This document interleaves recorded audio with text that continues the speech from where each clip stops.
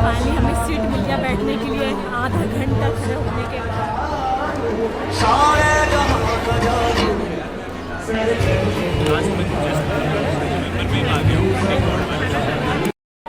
उम्मीद करती हूँ कि ये आप सबको बेहद पसंद आएगा। ये मेरे दिल के बड़े करीब है। मैं रेजा साहब की गाई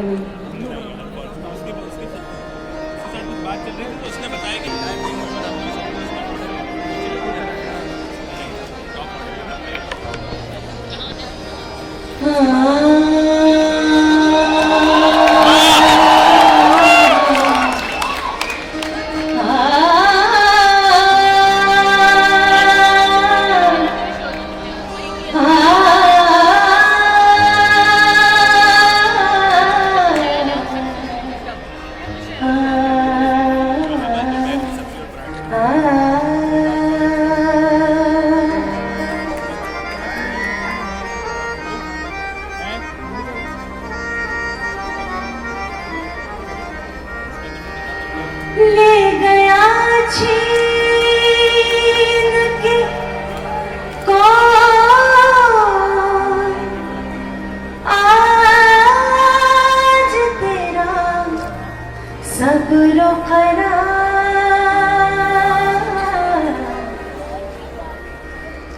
सब्र करार, करार, सब्र करार, सब्र करार।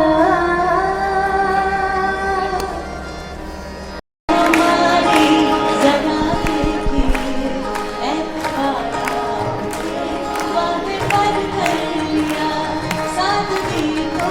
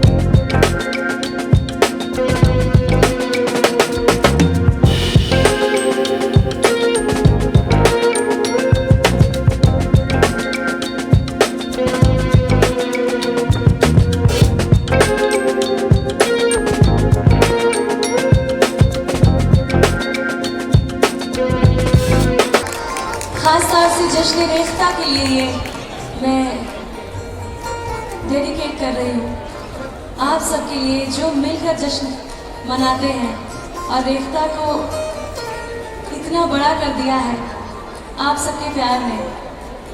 इस अंजुमन में आपको, इस अंजुमन में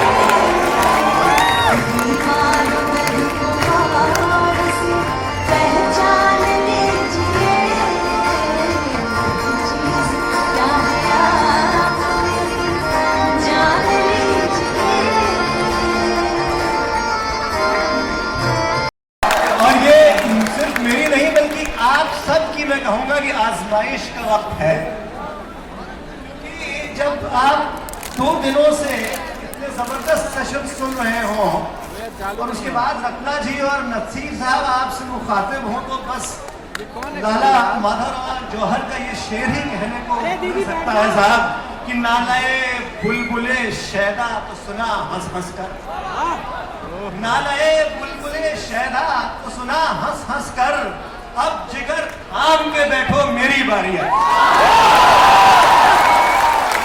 बहुत बहुत शुक्रिया रत्ना जी, नसीर साहब। हम लोग बहुत अरसे से ये कहिए कि इस भेड़ में थे कि किसी तरह से इनको मंटो और साहिर की बंबई से निकाल भरे बाद नौ बहार चले चले भी आओ कि गुलशन का कारोबार चले। लेकिन आज बिलाखिर 7 साल के बाद मुझे बहुत खुशी है कि आप दोनों इस गजल के मक्ते तक आ गए हैं कि मकाम फैज कोई राह में जचा ही नहीं, जो कुएं यार से निकले तो सुएदार चले। तो अहले दिल्ली से ये गुजारिश है कि इस बात का सबूत दें कि वाकई अगर इनको कुएदार से निकल के, कुएं यार से निकल के और आना हो तो सुएदार तक ही आए। बहुत शुक्रिया आप दोनों का, नसीर साहब, रत्ना जी, बहुत शुक्रिया। शुक्रिया तो आप सबका, सबको आदाब आदाब नमस्कार। बहुत खुशी होती है दिल्ली वापस आके, क्योंकि मैं मेरठ का रहने वाला हूँ और अलीगढ़ में पढ़ा हुआ हूँ, और दिल्ली वो शहर है जहाँ मैंने अपने पेशे की तरबियत पाई, जहाँ मैं 3 साल पढ़ा। और मुझे याद है सन 70 से सन 73 की बात है कि हम लोग नाटक किया करते थे, कोई देखने नहीं आया करता था। तो आज बड़ी खुशी हो रही है, काश कि मैं आज नाटक कर रहा होता। दिल धड़कने का सबब, ये इस सेशन का टाइटल है साहब, दिल धड़कने का सबब। देखिए हम लोग यहाँ जितने भी लोग बैठे हैं, इंक्लूडिंग आप, गुफ्तगू शुरू करना चाहता हूँ कि आपकी पैदाइश बाराबंकी की है जो उर्दू का गढ़ है, लेकिन आपका उर्दू से जो रिश्ता है उसका आगाज कैसे? देखिए उर्दू उस तरफ आवाज कम जा रही है, आवाज राइट। तो मैं ये अर्ज कर रहा था कि क्योंकि मेरी पढ़ाई अंग्रेजी स्कूल में हुई 5 साल की उम्र से, तो मैं जो जितनी उर्दू जानता था वो भूल गया। हालांकि उर्दू ही वो जबान थी जो मेरे कानों में सबसे पहले पढ़ी होगी। जाहिर है कि सबसे पहले तो मुसलमान घर में जब पैदाइश होती है तो अजान पढ़ी जाती है बच्चे के कानों में, तो गालिबन मेरे कानों में पढ़ी गई होगी, लेकिन वो अरबी में थी। लेकिन उर्दू मैं बोलनी भूल गया जब मैं स्कूल में गया, जहाँ जो नैनीताल में था और जहाँ से हर साल 3 महीने के लिए घर वापस आना होता था। मेरे वालिद अजमेर शरीफ में रहते थे और हमारी वालदा जो थी उनसे कभी बात नहीं होती थी क्योंकि वो अंग्रेजी बोलती नहीं थी। पढ़ाई की बात यहाँ कोई नहीं करेगा। क्या अच्छा बात कर रहा था जो बहुत बाद में बंधना शुरू हुआ जब मैं अलीगढ़ गया कॉलेज में, क्योंकि